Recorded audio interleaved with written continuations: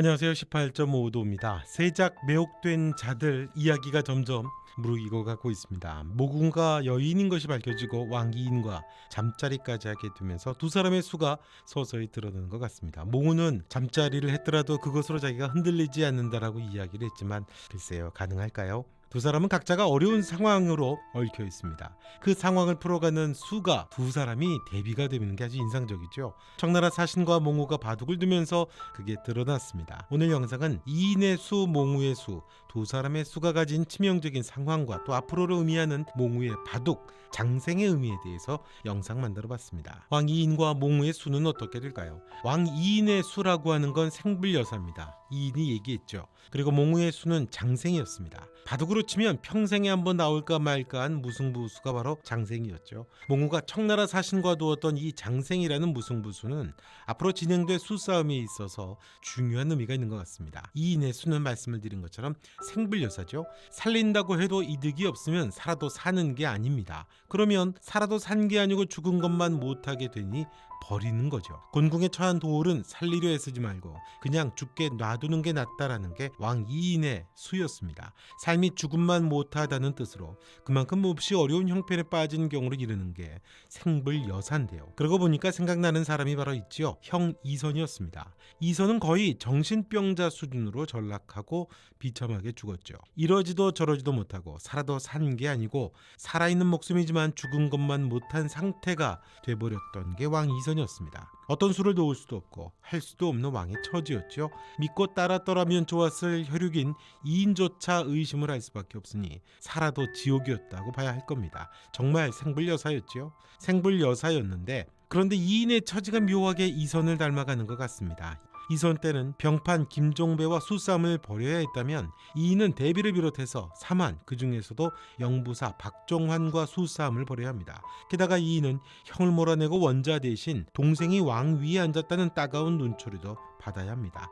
거기에다가 자기를 몰아내기 위해 또 원수를 갚기 위해 들어오게 되는 몽우와 몽우를 따르는 사람들까지 결국 이인 역시도 자신이 믿을 사람과 믿을 수 없는 사람의 경계가 없어지게 되고 모호해지게 되고 모두를 의심의 눈으로 바라볼 수밖에 없습니다. 그래야 자기가 사는 거니까요.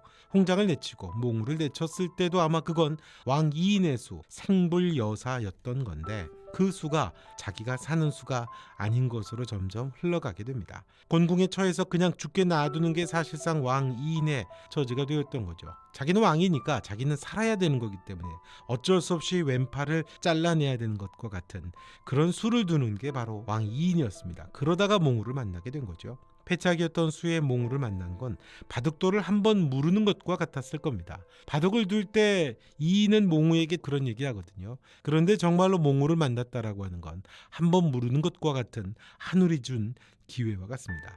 그런데 몽우는 왕에게 또 다른 생불여사를 줄 수 있는 수였던 거라는 거, 그거를 아직은 왕이 모르고 있죠. 몽우의 수는 말씀을 드린 것처럼 장생이었습니다. 곤궁의 처한 돌은 어쩔 수 없이 죽여야 하는 왕, 그런 이인의 수와 달리 몽우의 수는 살리는 수였습니다. 그래서 몽우는 중전을 막다른 길에 몰아넣으려고 했던 대비의 수로부터 극적으로 살려내게 되죠. 이것을 또 눈치챈 게 바로 왕 이인이었습니다. 이인으로서는 아마도 한 줄기 빛을 보는 것 같은 그런 희망을 느끼지 않았을까요?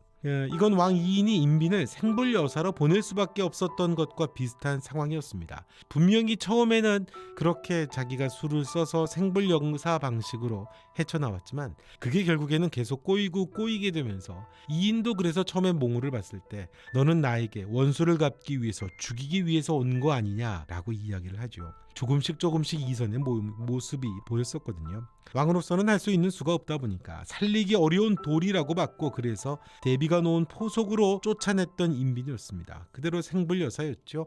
홍장도 그랬던 거였고요. 몽우도 마찬가지죠. 똑같은 경우로 중전이 다시 그렇게 위기에 몰리게 되고 아마도 똑같이 생불여사가 될 그런 상황이었는데 몽우의 수로 인해서 중전이 살아나게 됩니다. 극적 반전이 일어나게 되는 거고요. 왕 이인이 볼 때는 정말 극적인 묘수라고 아마 볼 수 있겠죠. 이선과 다른 길을 갈 수 있게 되는 그런 암시가 있는 것 같습니다. 앞으로 전개가 될 드라마가 이 두 사람의 이런 수를 반복할 것 같습니다. 몽우는 대마인 왕 이인을 잡기 위해 들어가는 수였기 때문입니다. 물론 그 수가 결국에는 흔들림이 있겠죠. 반정을 꾀해서 원수를 반드시 갚기 위해 왕의 곁으로 가까이 다가가는 게 몽우의 수였습니다. 이걸 아직 왕 이인은 알지를 못한다는 거죠. 심지어 몽우의 말대로 자신이 연모하는 마음까지도 이용해서 왕을 잡겠다는 수입니다. 그런데 연모하는 마음은 돌처럼 놓을 수 있는 게 아니죠. 작은 년이 말대로 사람의 마음이라는 게 바둑과 같이 단순히 돌을 놓으면 끝나는 그런 게 아니라는 게 문제입니다. 소를 놓는다고 해도 거기에는 사람의 마음이라는 게 있는데 그건 움직이는 거잖아요. 자신의 마음까지도 수로 사용해서 왕을 잡겠다고 했던 건 바둑으로 치게 되면 굉장히 묘수일 수 있지만 그런 생각은 가능한 일이지만 현실은 그렇지가 않죠. 그 상황을 단적으로 암시했던 게 바로 청나라 사신과 두던 바둑판이었거든요. 이겨도 저도 모두가 불리한 상황인 몽우의 상황입니다. 자신을 믿고 자신과 함께 왕을 몰아내면서 반정을 꿈꾸는 이들이 있고 자신의 마음으로 연모하는 왕, 그런 이인이 있습니다. 남자로 지냈더라면 진심을 들킬 일도 없고 진짜 자기 모습을 숨길 수 있다라고 그러면 조금 더 자기가 하려고 했던 의지를 아마 지킬 수 있었을 텐데 여인인 자신의 모습을 진실이 드러났고 잠자리까지 했다라고 하는 건 조금 다른 의미죠. 마음 가는 곳에 몸이 가기도 하지만 몸이 가는 곳에 마음도 갈 수 있는 거거든요. 진실이 드러난 자신을 대하는 남자 이인과의 그런 애틋함은 진심이라는 측면에서 전혀 다른 몽우가 통제할 수 있는 그런 수가 바둑돌이 아니라는 게 문제가 되겠죠. 그 사이에서 이러지도 저러지도 못하는 상황에 놓이게 되는 것, 함정에 빠져들어가게 되는 것, 자기가 노리는 수에서 자충수를 놓게 되는 게 몽우의 현실이 되지 않을까 싶습니다. 아마도 진심을 갖고 대하게 되는 왕 이인의 고민과 또 숙명을 알아가면서 몽우의 수는 더 고민이 되겠죠. 또 왕을 허수아비로 만들려고 하는 사만과 영부사가 있죠. 그들이 왕을 잡고 조종하려는 가장 좋은 방법은 공교롭게도 왕이 가장 총애하는 사람 몽우가 됩니다. 마찬가지로 왕 이인도 이제 여인인 남색을 하는 것에 대해서 늘 조심스럽고 마음으로 힘들어했던 왕이었는데 몽우가 여인이라는 걸 알게 된 이상 왕 역시도 이제는 절대 다시는 몽우를 잃지 않겠다라고 하는 마음이 있습니다. 이렇게 막다른 곳으로 가게 된다라고 그러면 이게 바둑돌과는 다른 사람의 마음이라 어떻게 될지 불안하기도 하죠. 자신을 이용해서 왕을 잡으려는 외척들과 사만으로부터 왕을 아무튼 지켜내야 합니다. 그러면서도 원수를 갚기 위해 왕을 몰아내야 됩니다. 죽여야 하면서도 지켜야 하는 왕이죠. 이게 묘하게도 몽우와 또 왕 이인이 비슷한 처지입니다. 장색은 길조라는 이야기를 드라마에서 합니다만 자신을 따르는 사람들과 왕 이인 사이에서 어떤 장생수를 만들어갈지 기대가 됩니다. 바둑돌처럼 놓을 수 없는 사람의 마음을 기가 막히게 조율을 해서 장생을 만들어낼지 아니면 돌과 다른 사람의 마음으로 인해서 결국 이게 비극으로 가게 될지 기대가 되죠. 영상은 여기까지 하겠습니다. 영상 좋으셨다면 좋아요와 구독, 여러분의 댓글도 부탁드리겠습니다. 지금까지 18.5도였습니다. 또 뵙겠습니다.